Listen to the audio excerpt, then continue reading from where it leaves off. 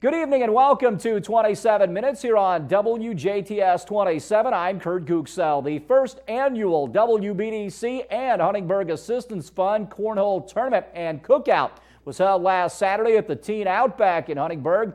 The event was a huge success as 17 teams competed for the $101 first prize. The event also raised over $600 for the Huntingburg Assistance Fund. Also last weekend in Huntingburg, the annual Huntingburg Christmas Stroll, the stroll along 4th Street and the downtown area, marks the traditional start to the holiday shopping season. All the downtown stores and shops offered special events for their patrons. Stay tuned, we'll have more 27 Minutes right after this. Welcome back. Earlier this week, the Indiana Gaming Commission was in Du Bois County to hold a seminar on rules for the upcoming year. A lot of the discussion focused on charity fundraising. Here are some of the legislative and administrative changes for the new year, according to the Indiana Gaming Commission. As Jeff mentioned, my name is Leah Allingwood, and I'm an attorney with the Indiana Gaming Commission. And I've had the privilege of being with Charity Gaming since their move July 1st, 2006. Speaking of the move, Senate Enrolled Act 100 is the bill that transferred charity gaming from the Indiana Department of Revenue to the Indiana Gaming Commission. And that transfer took place July 1st, as I said, July 1st of 2006. And we spent the first 6 months or so trying to figure out what exactly charity gaming was. It was a totally new beast to us, and we were working through how it worked and what kind of things were involved. So at that point, it was really impractical for us to come out and have these kinds of educational sessions to explain the changes in Senate Enrolled Act 100. So although this presentation is going to talk about the top statutory and administrative rule changes excuse me, of House Enrolled Act 1510, during the course of the day, we're also going to talk about the changes that were incorporated in Senate Enrolled Act 100. So occasionally we'll hear us talk about something that was a change from the Department of Revenue, and that's what we're talking about. The first couple of changes I want to talk about are changes that the legislature made in either creating new licenses or altering existing licenses. And as you can see from the slide, the first new license that the legislature created is an annual PPT license. And what I mean by PPT is a punch board, pull tab, or tip board. And I understand most qualified organizations are pretty intimately familiar with punch boards or pull tabs and tip boards. So this is a benefit to a lot of organizations out there. Previously, the Department of Revenue would issue an annual bingo license and would allow organizations to sell PPTs 365 days a year under that bingo license. However, we realized after taking a closer look at the statute that the statute would really only prohibit the sale, or would rather only allow the sale of PPTs on the days that that bingo event was being held. Now, a lot of people would just get the annual bingo license to sell PPTs and wouldn't actually have bingo events. So you can see where the problem was. They were selling PPTs without really having a valid license. After bringing this to the legislature's attention, the legislature created this license which will allow organizations to sell PPTs 365 days a year. Now, there are a lot of organizations who received this annual bingo license to sell PPTs every day before July 1st. And for those organizations who have that kind of license, the Gaming Commission will continue to honor that and allow you to sell PPTs 365 days a year. However, when that license expires, if you want to continue selling PPTs that way, you have to get a separate PPT license. The next license that was created is an annual charity game night license. A lot of you are familiar with the individual charity game night license, which will allow you to conduct a poker tournament, a euchre tournament, a dice game, that kind of thing. The annual charity game night license can only be obtained by a civic organization or a veterans organization who's been in existence for 10 years or more. And this license will allow that organization to conduct these events 3 days a week on not more than 2 consecutive days each week of the year. The legislature, as I mentioned, amended existing licenses. The first way, the the most influential way, I think, that they have changed the license is to remove the 5-event restriction on an annual raffle license. In the past, an annual raffle license would allow an organization to conduct a total of 5 raffles over the course of the year, which frankly is really not very many. Removing that prohibition means that an organization that has an annual raffle license will be able to conduct raffles 3 days a week on not more than 2 consecutive days every week of the year. And as we get into talking more about the allowable events and what you can do under a license, this has really become a pretty big benefit to organizations who want to continue doing their 50-50 and daily and weekly drawings. Something I don't have on the slide up here but that I wanted to mention is that the legislature has also added different activities that can be done under a certain license. For example, a bingo license in the past would not allow you to conduct a raffle under that bingo license. That's changed. Now you can conduct a raffle under that bingo license without having to get a separate raffle license for that event. And again, as we start talking about allowable events, we'll talk in more detail about how that works. The next two are related. As most of you know, there's a prohibition in the statute that keeps an organization from paying its workers or its operators when they assist in conducting events, which is the whole reason we have the no tipping signs, because you can't pay your workers or operators. These next two are an exception to that rule. The first one carves out an exception for employees who sell PPTs. And this is a very narrow exception. It allows any employee, full-time or part-time, of an organization to sell PPTs. And the reason that this change is in there is we got a lot of letters from different qualified organizations who had bartenders who the organization was relatively small and they didn't have enough people to volunteer their time to hang out all day just to sell PPTs. So apparently the lobbyist voice for those organizations was pretty strong because this change was made. And so now a VFW, for example, who has a bar that has a bartender, can allow that bartender to sell PPTs. The second exception to that prohibition says that a full-time employee of a qualified organization can be a worker and can assist in conducting allowable events. Now, this exception applies only to full-time employees, and that employee can be a worker at any event, not just the sale of PPTs. The full-time employee is defined in statute as a person who's worked 90 consecutive days, who works an average of 32 hours a week or 1,662 hours over the course of a year.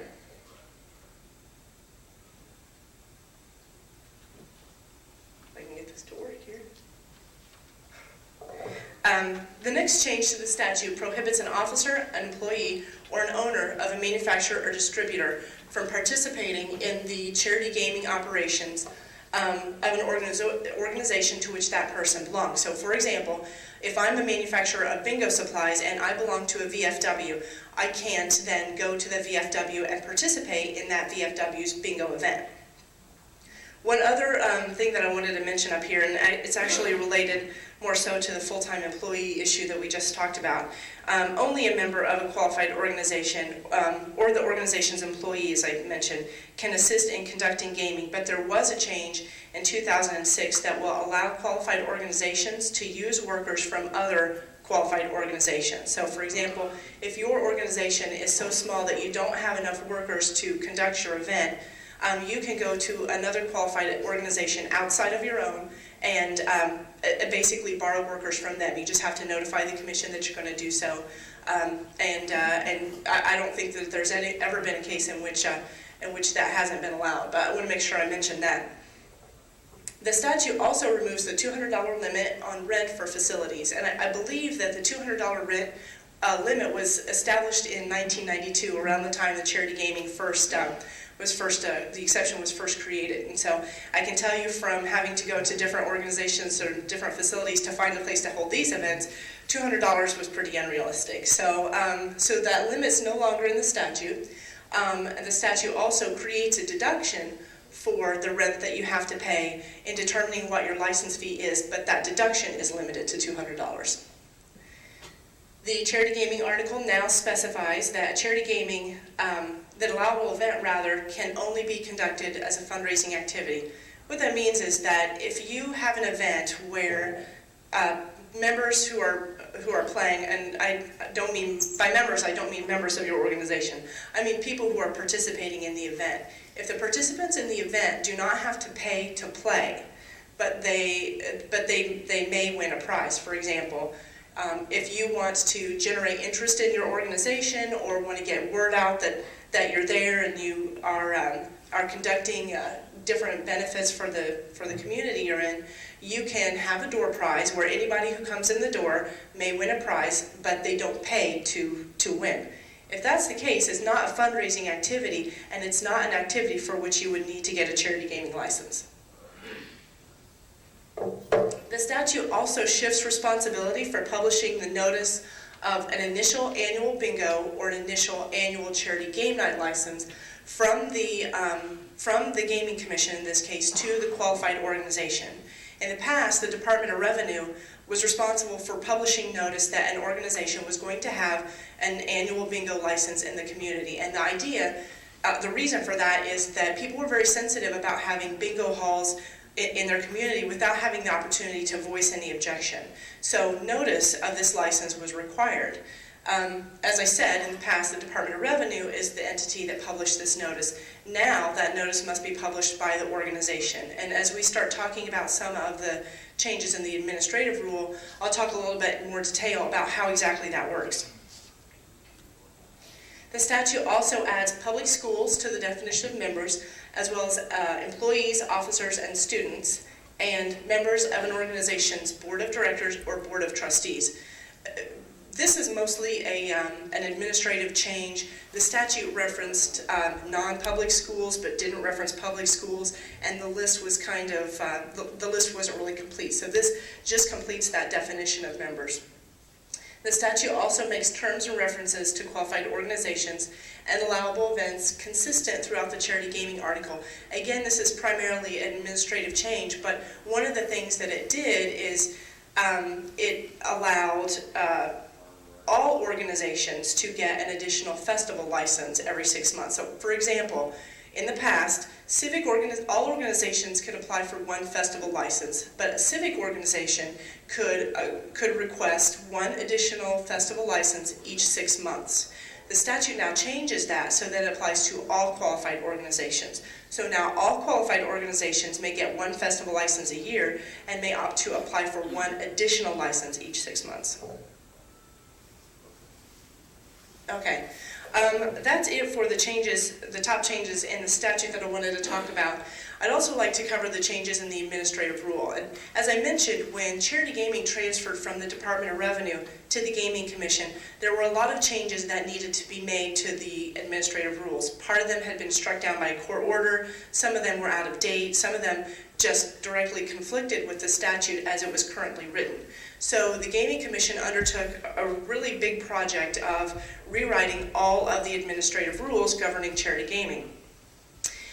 That project took almost a year and resulted in the rules which are in your packet, the administrative rule which went into effect on June 29th of this year. Unfortunately, during the time that we had published those rules and they were going into effect, the legislature met and came up with House Act, Enrolled Act 1510, which changed a lot of the statute that those rules were based on. So now we're in the process of rewriting some of those rules. You'll also find in your packet a set of emergency rules. Those emergency rules are currently in effect. They supplement the administrative rules, and they went into effect September 18th. They'll continue to be in effect until approximately March 14th. So the changes that we're going to go over include not just the top changes from the administrative rule, but also the changes that are in the emergency rule too. The first change I want to talk about, and I'm always happy to talk about this change because it's usually met with a lot of gratitude and happiness, is that the quarterly filing requirement for financial reports is no longer in existence. It initially started out as a yearly reporting requirement. We went to quarterly because we believed it would help it would help both the organization stay on track and us stay on track with making sure everything was going okay. But it really turned out to be just an inefficient way. It didn't work out for either of the parties involved. So we've removed that requirement and gone back to the original annual requirement for filing financial reports. The Gaming Commission has also added guessing games to the list of games which can be approved as an allowable event.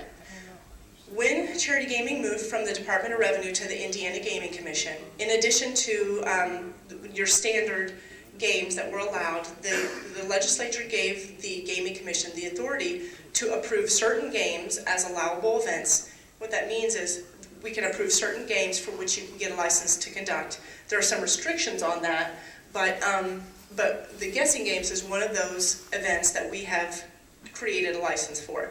And again, by guessing game, I mean something as simple as guessing the number of beans in a jar. One good example that I just got recently is we had somebody who called who wanted to charge people $100 to enter, and that person would have the ability to guess the number of books in a store, and the person who was the closest won the store. So, you can see there's a grand scale there, and it's really up to the organization to be creative with what you have, with what you come up with, but you can now get a license for that kind of an event.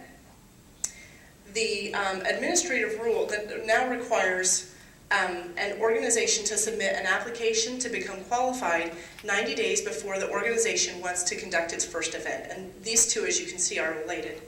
The reason that we need 90 days to process the application is because frequently an on-site visit is required. We review your constitution, your bylaws, financial information, a variety of records, talk to people, make sure there are no felons, that kinds of thing. And it really just requires a lot of work on our part. We also now require that an organization submit a license to conduct an event 30 days before the organization wants to have that event. And we realize that there are some times when there are emergencies or it's just impractical and you're not going to be able to make that timeline. And we try to work with you as much as we can. And I don't know that there's been anybody we have not been able to help, but we do try to encourage you to keep to these deadlines so that we can ensure we're going to get you the licenses and approvals that you need on time. One other thing that's not there that I want to mention about manufacturers and suppliers, I don't normally cover this a lot because generally speaking most of the people in attendance are qualified organizations, but just to let you know that one of the changes in the administrative rule is an increase in the license fee that manufacturers and distributors or suppliers have to pay. In the past it was $2,000 or $3,000 depending on whether you were a manufacturer or distributor. Now it's $5,000 for both of those. The reason for the increase is that we are going to be investigating manufacturers and distributors in more detail to make sure that they're legitimate entities that are selling you guys these licensed supplies. The next change in the administrative rule updates the list of allowable events and activities that can be conducted under each license. As I mentioned when we were talking about the changes in the statute, different activities, additional activities, are now allowed under each license. Well, there's some language in the administrative rule that mirrored the language in the statute, and because the statute changed, we had to change the administrative rule. This is mostly an administrative change. These next two are the changes that I mentioned that deal with the publication of the notice of an initial bingo license or an initial annual charity game night license. The rule now requires a qualified organization to publish notice of its initial bingo or initial charity game night license application no later than 15 days after you've received, I've called it a qualification letter, but really it's a pre-licensure letter. What happens is you as a qualified organization will send us a license to conduct the event. We do on-site visits, inspections, make sure that it's appropriate to give you the license. We will send you a letter saying that we're still working on the license, but at this point you need to do these certain things, and it will outline the publishing requirements and what exactly you have to do. So you're going to have guidance as far as where you need, when you need to publish your letter, what needs to be in the letter, so on and so forth. When you get that pre-licensing letter, you then have 15 days to publish notice in the newspaper. That notice has to be published 2 times, 7 days apart, and must be published in the county in which either the organization is located or the organization is going to be conducting the allowable event. 15 days after your last publication has appeared in the newspaper, we have had to have received all of the protest letters protesting that license. So, for example, if you are a VFW who wants to do its first annual charity game night license, you will receive your pre-license letter. You will publish your notice twice in the newspaper as I described. After the last day, members of the public have 15 days to send us letters objecting to that license. If we don't get any letters, or if we get letters after the 15th day, we're not required to take those into consideration. If we get more than 10 letters in that period, however, we have to have a hearing, and the purpose of that hearing is to gather more information from members of the public as to why that license is inappropriate. And then based on that information, we'll either, and other information that we've gathered, we'll either approve or deny that license. As I mentioned, the Gaming Commission is in the process now of writing a new administrative rule. And according to statute, we're required to, and we want to, take into consideration any written comments that we get or suggestions for change, including things we should add or things that we should take out of the administrative rule. I can tell you personally, last year I read every single comment and request for change that we got. We take them very seriously, and there have been several changes to the administrative rule based on letters we've received. So if there's something in the administrative rule as you take a look through it, or something that we've gone over that you think needs to change, I strongly encourage you to commit that to paper and send it in. I will take a look at it. Our general counsel, Larry and Diane, will take a look at it, and we'll do what we can. Of course, we welcome your input and any constructive criticism you may have for us. That'll wrap up this edition of 27 Minutes here on WJTS 27. For the entire crew, I'm Kurt Gutgsell. Have a great night.